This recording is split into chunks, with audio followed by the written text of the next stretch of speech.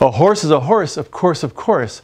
But there's only one horse professor, and that's Das Horse Professor. Hello, Arthur. And we are here with Das Horse Professor, Andrea Kuch.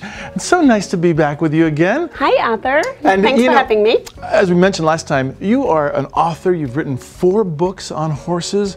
You've got a website all about horses. You've got this academy that people can be involved with. And I know people even in Europe have been going to your academy. And you've got a TV show in Germany. Now you got a TV show here in America. Yeah, I'm excited about it. Andrea knows everything about horses, both from a scientific point of view as well as from a personal point of view, because you love horses. Tell us, how did you first get involved with horses? Oh, I loved horses since I was born. It's genetic. I just love them. And I think I love them the most because they are flight animals. They would never attack. They are just like very careful, curious animals. And when you understand how they operate, you never have to be afraid of them, even when they're big, and they're just the nicest animals. Now, maybe a lot of people, have looked at horses and they don't want to have a horse, they're scared about horses, they don't understand them. But for an average person, a horse could be a great addition to their life, right? Of course, as long as they understand them and they learn how they operate, because they are really most of the times misunderstood. But it could be a great addition for everybody because they're so soft and they have so much love to give. There's a big spectrum in the world of horses. You've got the Thoroughbreds, the Arabians, the very expensive horses. I know, you look like you could be a very beautiful, expensive horse. And then there's also rescue horses, horses that may have been taken off of BLM land or other situations, or Mustangs, for example. Is it an expensive proposition to have a horse? It doesn't need to be expensive. It just depends on what you want to do with the horse. If you want to go into jumping, dressage, or expensive sports, yes, then you need a lot of equipment and a lot of effort.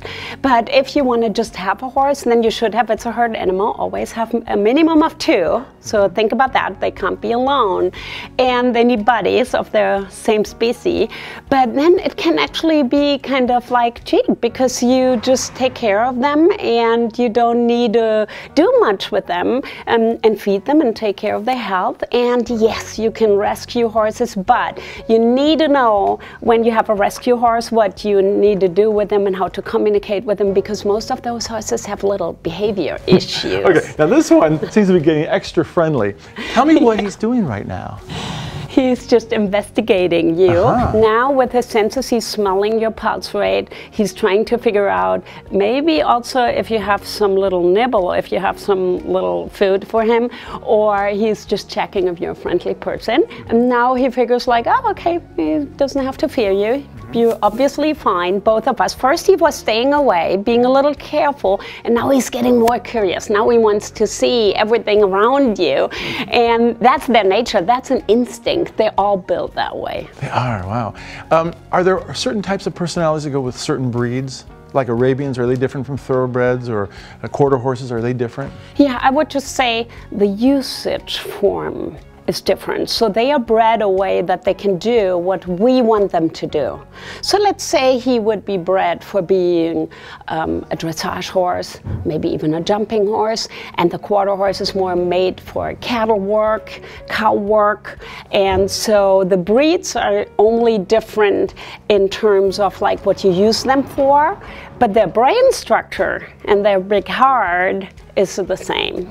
When you hear a horse whinny, what does that mean? Are they calling out each other? Are they warning each other? The whinnying is more like, I can't see you, where are you?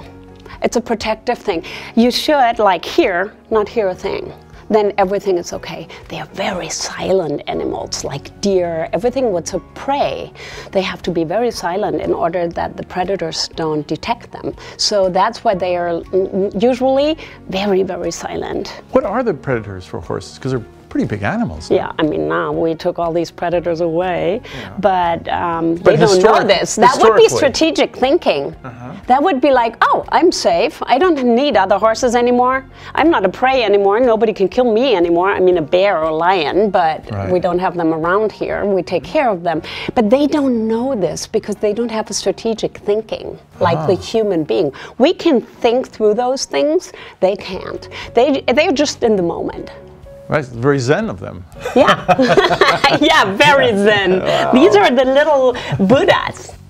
Well, you know what? I'm getting more and more centered around Coco, and you have so much great information. Next season, you're going to be telling us some really fascinating scientific information from your books about horses and horsemanship, and we can't wait to find all that out. Can't you? Yeah. Yeah, Coco will support us. Okay. I'm excited about it. Thank you, Anna. It's so great to see you, and we're going to take a quick break. We'll be right back with more Animal Zone. Stay tuned.